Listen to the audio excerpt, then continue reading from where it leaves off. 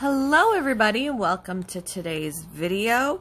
This is part 2 of chapter 4, Zip It and Pray. And rather than a Bible verse, there is a quote from John Bunyan. Prayer will make a man cease from sin, or sin will entice a man to cease from prayer. And at the very end of the last video, we were going to take a trip back in time to spy on someone who made prayer a regular habit. So let's get into that right now. Let me just mute my noises on my phone. All right, here we go. A long time ago, 606 BC to be exact, King Nebuchadnezzar of Babylon captured the city of Jerusalem. The Babylonians stole some of the sacred objects from the temple of God to take back with them to their homeland. But it wasn't just sacred relics they carried back with them. They captured a few Judean teenagers and whisked them away to Babylon as well. Among this group of youths, 4 young men stood out for their intellect and athleticism, and they were selected to enter a training program to work for the Babylonian Empire. Now you might think that being selected as the cream of the crop would be a good thing. However, the honor also came with some challenges for these young Israelites. To start off, they were given different names. Instead of Daniel, Hananiah, and Mishael, and Azariah, they were called Belshazzar, Shadrach, Meshach, and Abednego. They also had to learn to speak a new language and become familiar with the culture and literature of the land. And as they entered a 3-year training process, they were told they'd have to make changes to their diets. Daniel and his friends were given daily portions of the choicest food and fine wine from the king's own royal kitchens. Although the biblical text doesn't provide specifics, the young men determined that the food was ceremoniously unclean and that eating it would have violated God's law. Instead of arguing with the king, however, the young men proposed an alternative. Please test your servants for 10 days. Give us nothing but vegetables to eat and water to drink. Then compare our appearance with that of the young men who eat the royal food, and treat your servants in accordance with what you see. So he agreed to do this and tested them for 10 days. At the end of the 10 days, they looked healthier and better nourished than any of the young men who ate the royal food. So the guard took away their choice food and the wine, and the wine they were to drink, and gave them vegetables instead. Their countercultural menu of just veggies and H2O worked. By refusing the king's choice morsels, they honored the one true king. And although Daniel limited his intake of rich foods, he indulged himself richly in something else: prayer. As the story of Daniel unfolds, we see that the 4 young men continue to make very wise choices. They gain a reputation for impeccable character and great knowledge. Because Daniel was able to interpret dreams for the king, he became a trusted advisor. It seems no one around could find any fault with these young men. But then comes trouble. King Nebuchadnezzar got a notion to build a statue, an idol no less, on the plain of Dura in the province of Babylon. And it wasn't just some standard issue cheap metal structure.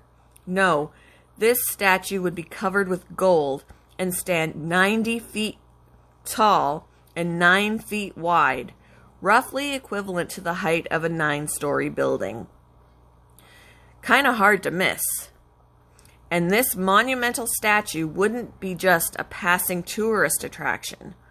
A herald loudly decreed that people of all races, nations, and languages, whenever they heard the sound of the royal musical instruments, were to bow down to worship the massive statue. And those who didn't would suffer a swift death by fiery furnace. This posed a little problem for Shadrach, Meshach, and Abednego, who bowed down only to the one true God. And so whenever they heard the music, they refused to drop to their knees. On hearing of their refusal, the king flew into a rage. He ordered that the three friends not only be thrown into the furnace, but that it be heated to 7 times hotter than usual. Uh-oh. So the young men were bound and thrown into the fire, but they did not burn up. In fact, when witnesses peered into the fire, they saw not only the 3 men walking around unbound and unharmed, they also saw a 4th person who appeared divine. When the 3 friends emerged, not a hair on their heads was singed, nor did their clothing smell of smoke. God had miraculously protected and rescued them. Later, Daniel also faced a life-threatening situation. Jealous of his success, some administrators and princes searched for faults in Daniel, but they couldn't find a cotton-picking thing to criticize. He was always faithful, honest, and responsible, making them look bad by comparison. They decided that their only chance of finding fault would be in connection with Daniel's faith in God. So they concocted a little plan. They convinced the current king, now Darius, to issue an order that for 30 days, anyone who prayed to any person or god but the king would be thrown into the den of lions. Of course, they knew this would trap Daniel, because he was well known for his habit of praying to the God of Israel. We pop in on the story in Daniel, chapter 6, verses 10 to 12.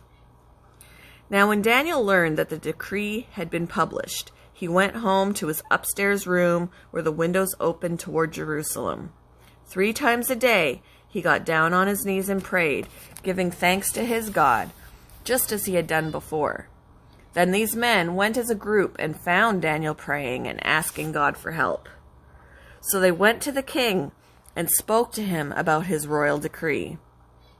Did you not publish a decree that during the next 30 days anyone who prays to any god or human being except you, your majesty, would be thrown into the lion's den? King Darius replied affirmatively, but then he was given the awful news that it was Daniel who had violated the decree. This meant he had to be thrown to the hungry lions. Now Darius was quite fond of Daniel, and he looked for a way to get him out of this predicament, but to no avail. The decree had been signed. It was a done deal.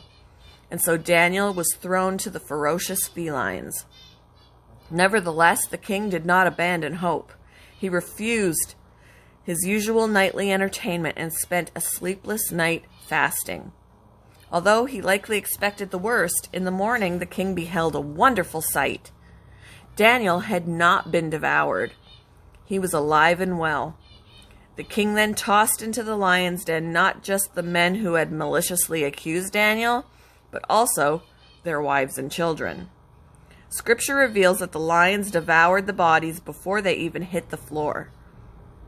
Then King Darius posted this status on his royal Facebook page. Well, sort of. I issue a decree that in every part of my kingdom people must fear and reverence the God of Daniel.